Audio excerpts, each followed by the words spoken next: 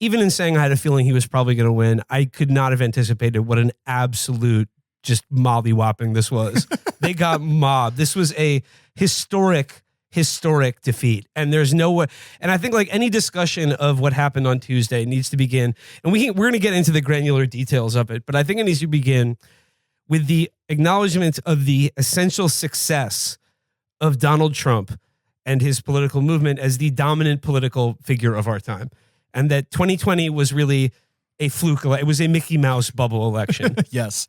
And then like attendant to that observation is the essential failure of Joe Biden, who will go down in history as probably one of the worst presidents, like the F tier president, like on the entire list of U.S. presidents. It's so incredible because like imagine a world where Biden, he sticks to what he implied he was going to do the entire time, right? Yeah. Yes. And like, I don't know if that would have been enough, but maybe if they didn't have like 2 years of Biden wandering into doors and clipping through the skybox, I don't know. Maybe they wouldn't have shed 20 million votes. I don't know. And, it's hard to say. And, you know, like, and like the nature of what just happened is like, I cannot come on the show and point to any one cause, and nor can I come on here and say that like, oh, if the Democrats had run a presidential campaign with me as their advisor and me listening to the like of you know, catering to all of my policy preferences and the message and beliefs that I would want cultivated in this campaign, I cannot say with any certainty that it would have made a difference given how big this blowout is. However, what we do know is the campaign they ran failed. So we know that for certain.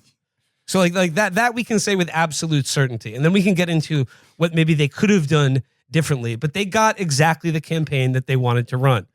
Like, you know, if Kamala had broken with Biden on Israel and still lost, then you could point at people like me and say, well, it didn't work.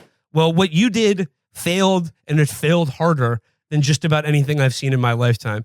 And like any analysis of this election needs to begin with this one essential fact.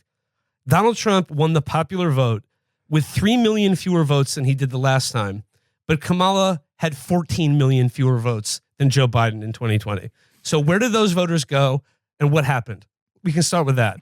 I do want to give a credit for both Will being correct with your vibes-based assumption that Trump would win, but also Felix, you had been joking about the 30,000 voter election for like 2 years, and that is the other story of this election. It is a turnout disaster for both parties, but for one in particular.